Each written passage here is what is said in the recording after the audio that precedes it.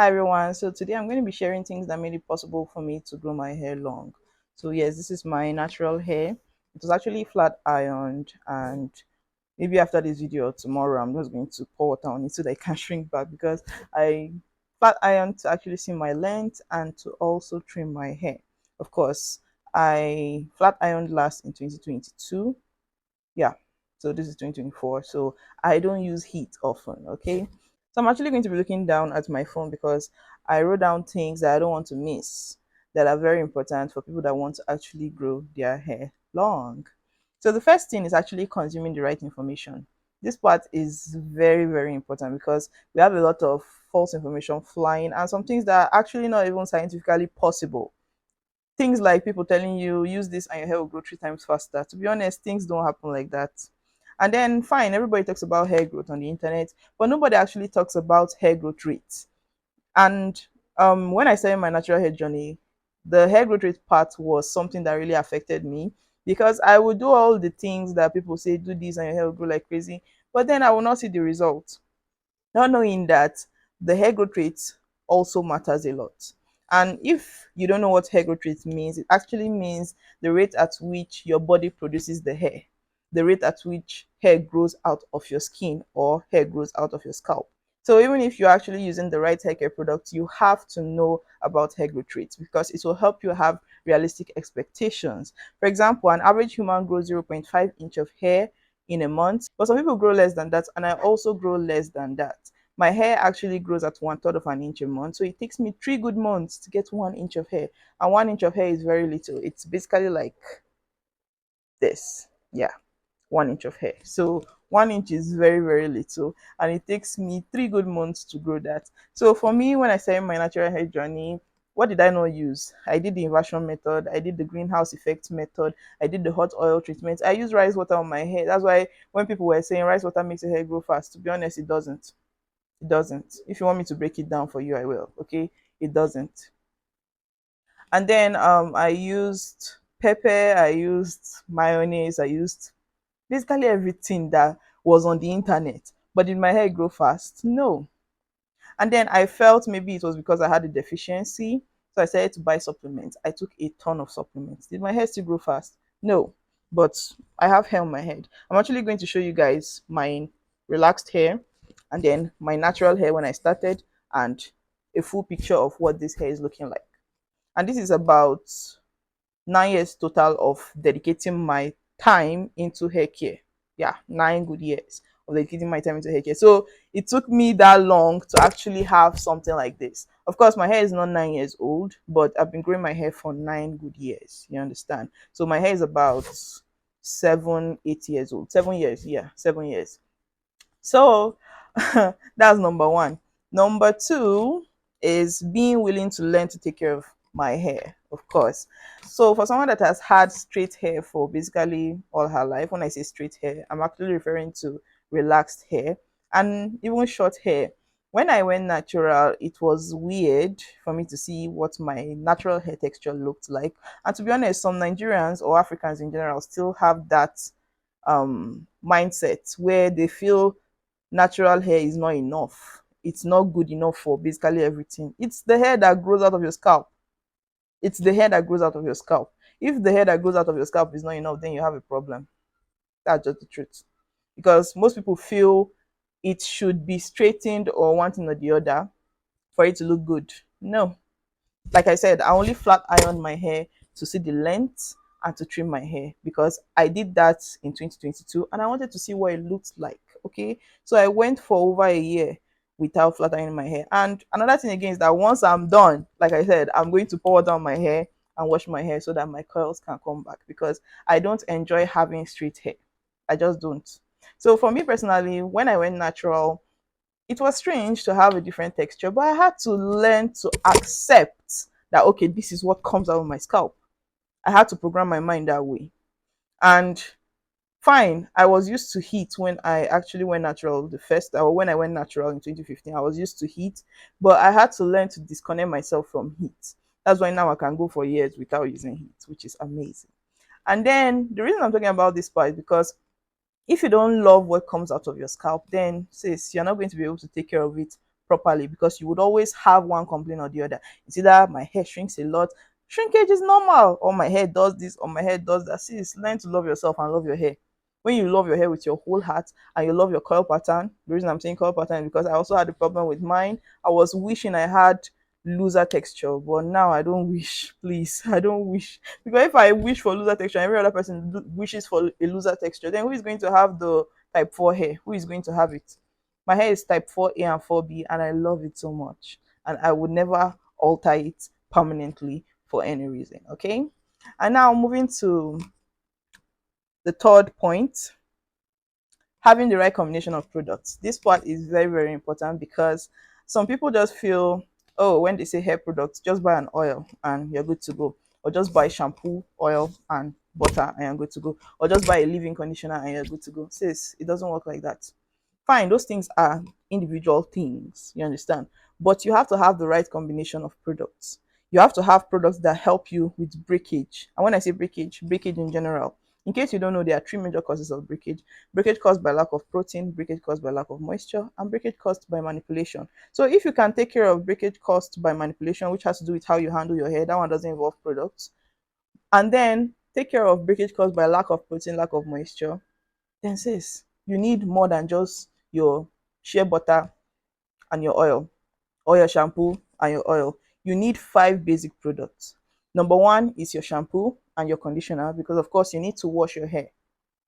Number two, or number three, sorry, is your protein treatment mask. A protein treatment is very important because it helps with strengthening your hair and it helps to prevent unnecessary breakage.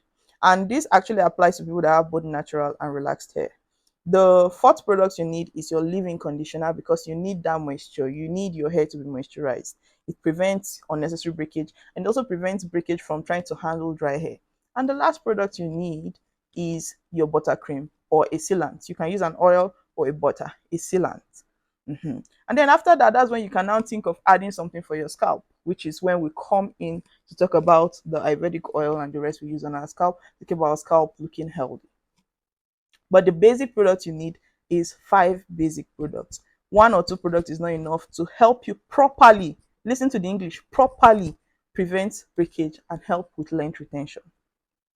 So now let's move to the fourth one. The fourth one is having a regimen or a routine and sticking to it.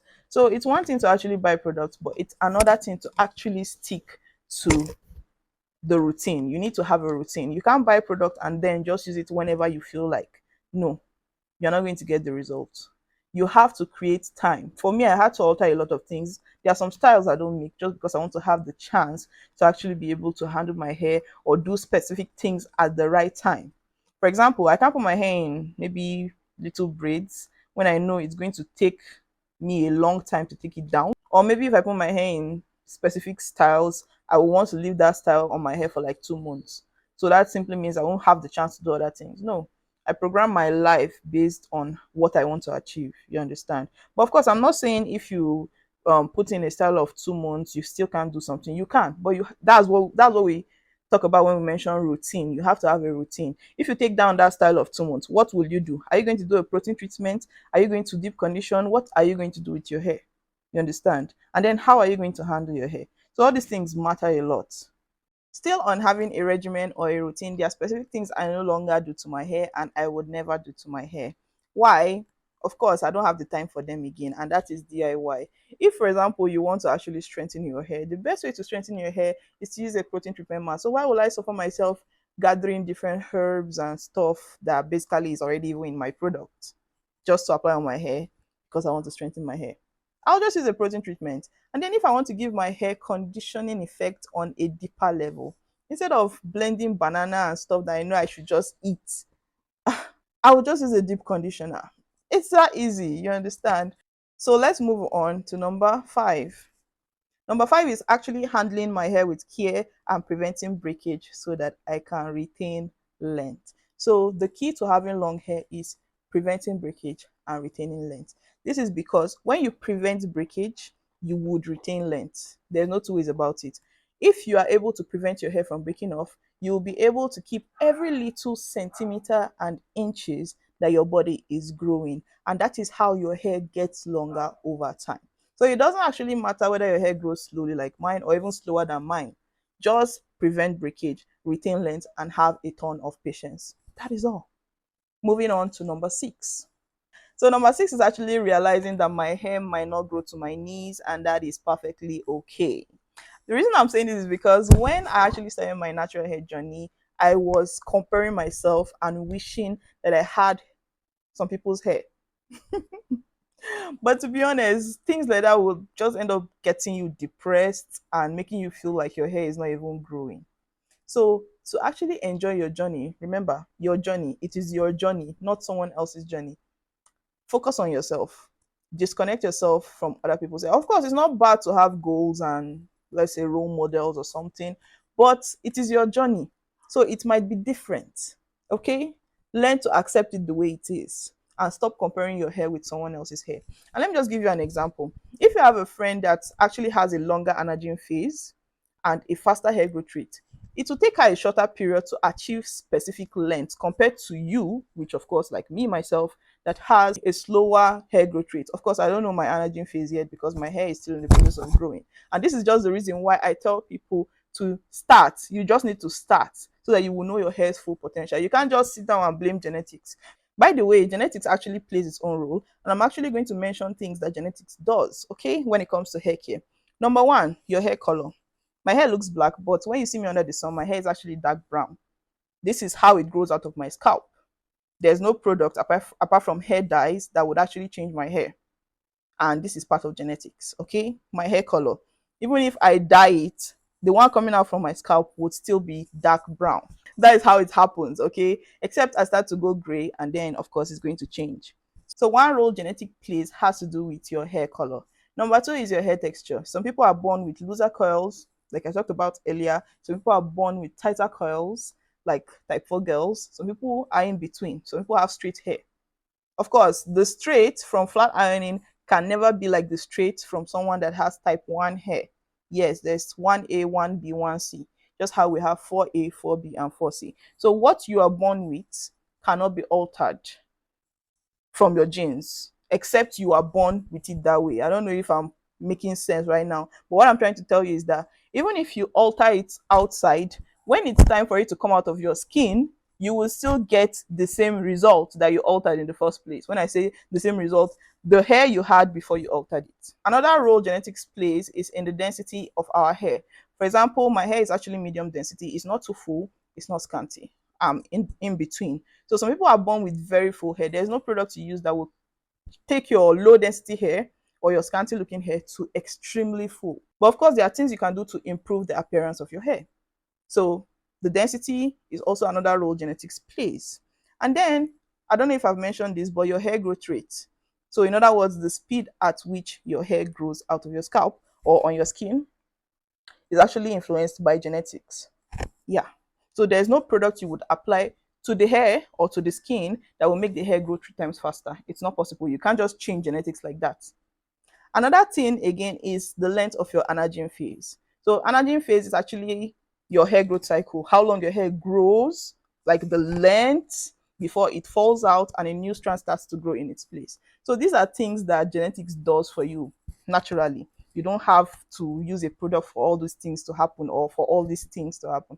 But then the part you have to play is the part of you washing your hair, keeping your hair moisturized, preventing unnecessary breakage so that you can retain length and basically having the patience.